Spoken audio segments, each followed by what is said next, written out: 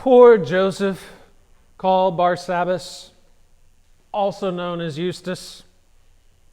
What do we call him?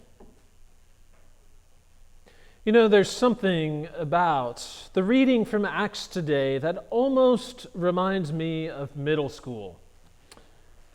You know, those awkward adolescent years when teams would be formed by selecting two captains who in turn took turns choosing one after the other until there was no one left. You almost always knew who would get chosen first, right? It was the athletic and or the popular kid. And down the brutal order of things would go until the very last person was, well, not really chosen, but all there was left.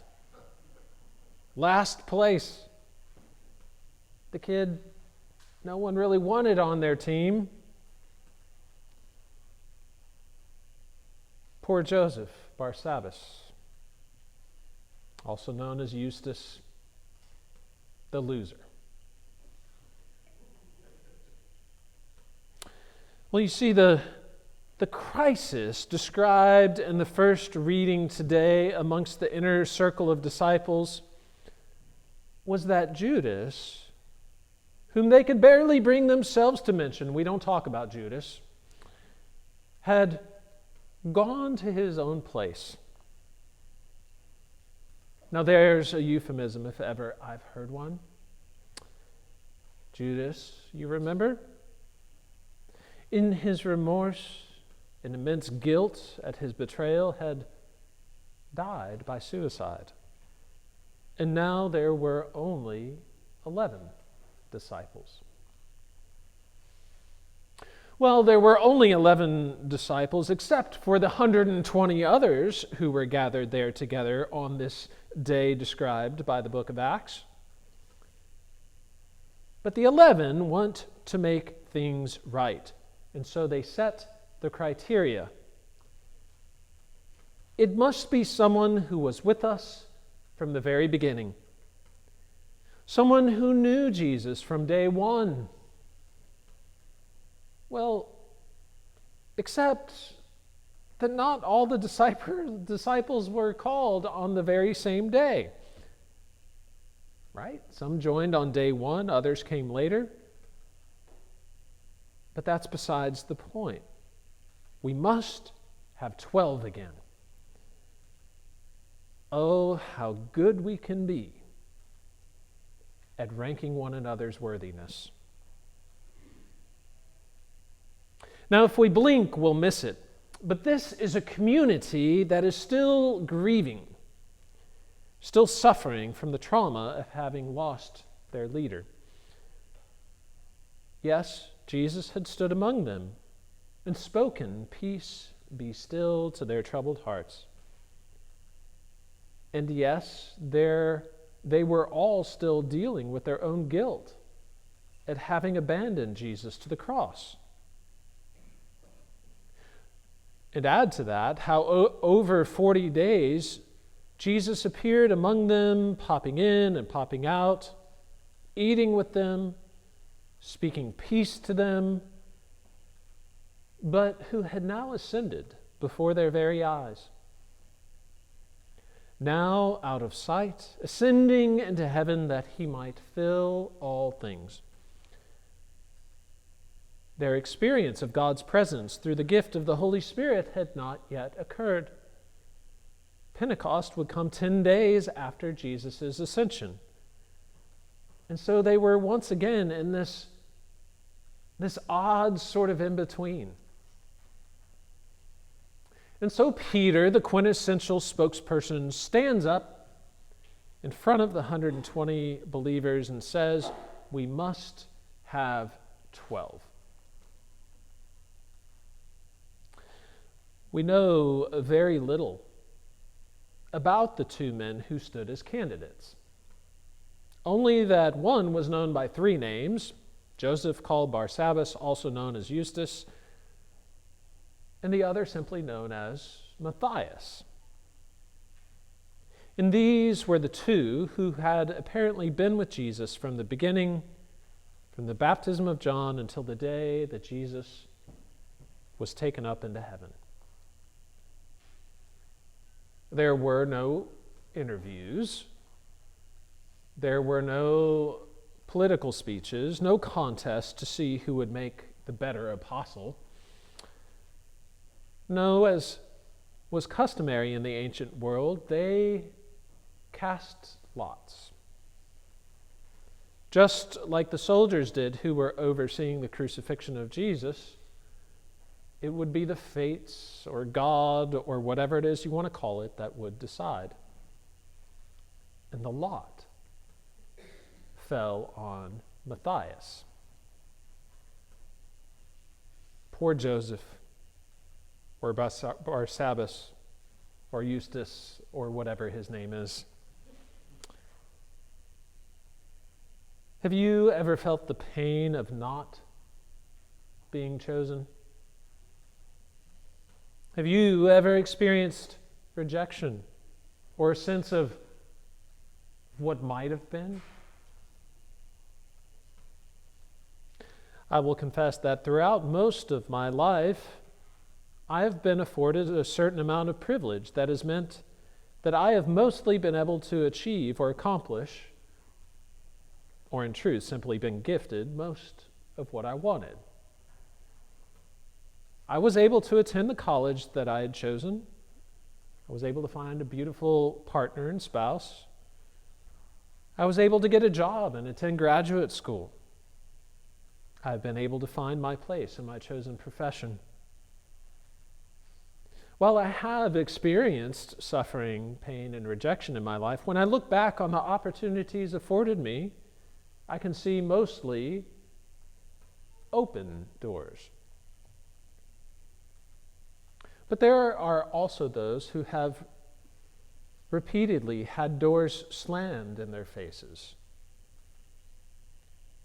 Doors closed due to racism, ageism, sexism, ableism, homophobia, or any of the other isms that can cause humans to treat one another as less than. The sad truth of life is that sometimes the deepest desires of our hearts are denied us. Doors are sometimes closed. Sometimes the lot falls not to us. Not unlike how the lot fell on Matthias, not Joseph, Barnabas, Eustace, or whatever his name was. But what strikes me as odd about our story from Acts today is that I wonder if it really had to be that way. Did it really have to be 12 apostles? Sure, I know that 12 is a symbolically significant number, but the 12 tribes of Israel, for instance, were not just 12 people, they were whole multitudes of families. Even amongst the 12 disciples named earlier in the Gospels, the lists don't always add up. The names aren't always the same from gospel to gospel. Some Gospels have these guys as apostles, other Gospels list it slightly differently.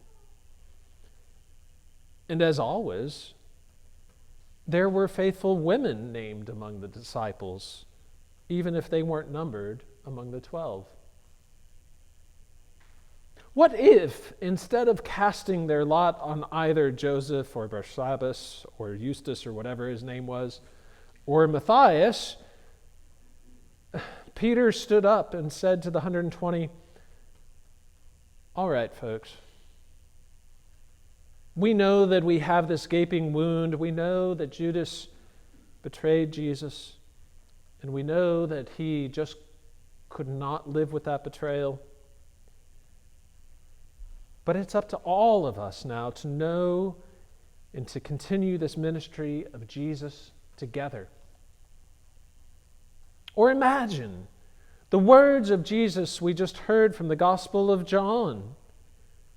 Jesus was speaking not only to the 12, but to the whole community who had listened and embraced his message of love. All mine are yours, Jesus says, and yours are mine, and I have been glorified in them. As you have sent me, so I have sent them into the world.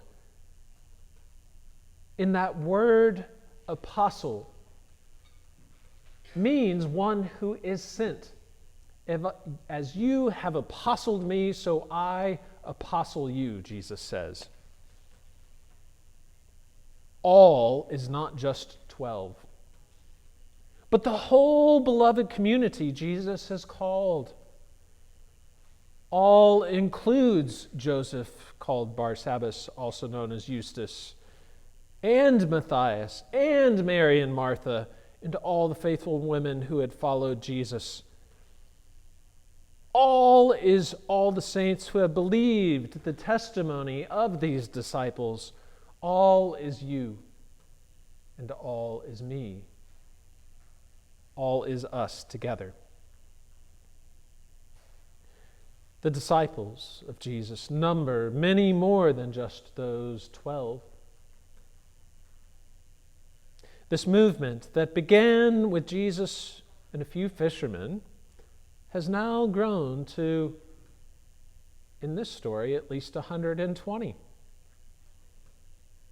In a few weeks' time, on Pentecost, that number will swell to several thousand. The movement of God is not confined to us gathered here today, but it goes out, is sent out, is apostled. It spills out from here, out into our homes and schools and places of employment. Jesus, who has ascended into heaven, now fills all things, all neighborhoods, all peoples. For in the kingdom of heaven, there simply is no us and them. In the kingdom of heaven, there are no winners and losers. In the kingdom of heaven, perhaps it doesn't have to be just Joseph, called Barnabas, also known as Eustace, or Matthias. Maybe it's both. Maybe it's us. Maybe it's all.